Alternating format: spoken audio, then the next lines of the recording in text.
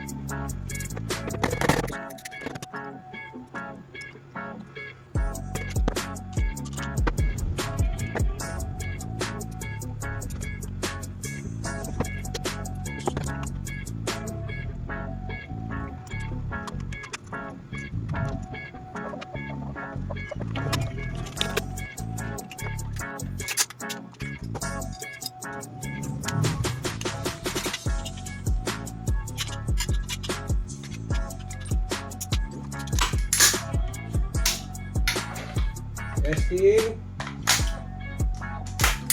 Semi.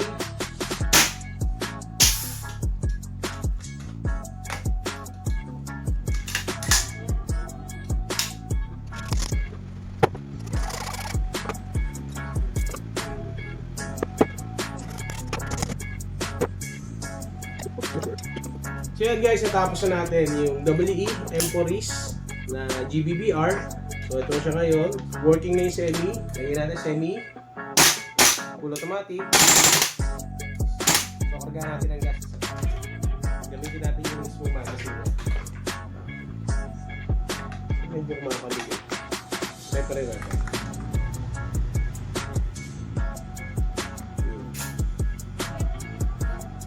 Lagyan natin ang bala. Ay no.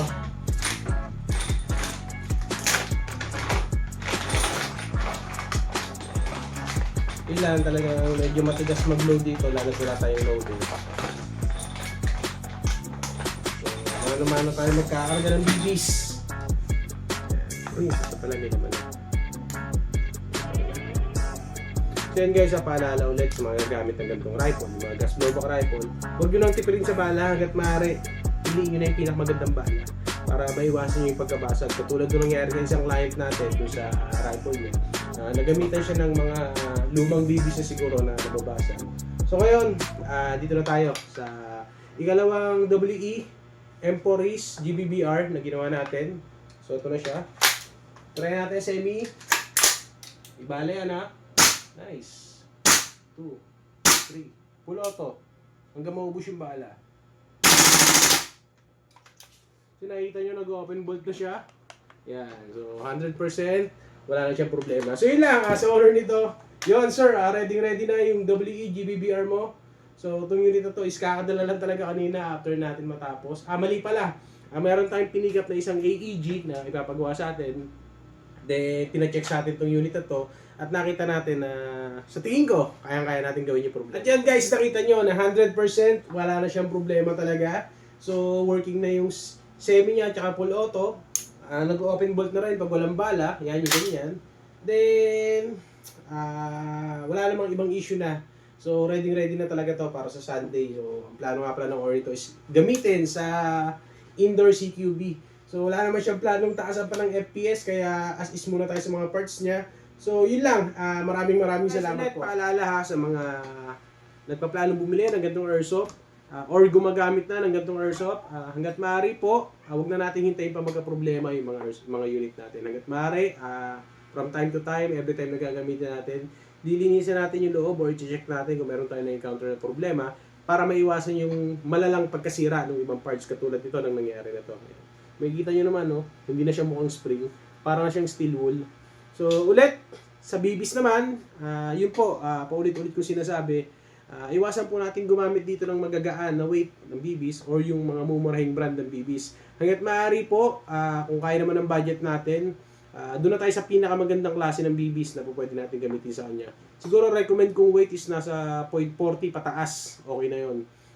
Lalo na kung pang personal lang naman, budgetan nyo na. So, hindi naman siya ganun kamahal para medyo pag-isipan pa natin eh. Kasi itong unit nga na to, alam naman natin ang price kung magkano. Talagang may kamahalan to tapos hindi natin iingatan.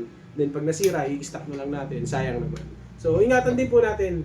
At yun lang ulit sa mga gusto magpa-repair, magpa-upgrade. Message lang kayo sa page ng Cavite Airsoft Zone 2. So ito siya, ayan. Send nyo lang yung pictures or video ng issue ng mga airsoft rifle nyo, airsoft pistol, bolt action sniper rifle, GBBR, yung ganito, yung may recoil. Then EBBR, yung electric blowback or AEG. Kahit anong type ng airsoft yan na susubukan natin gawin.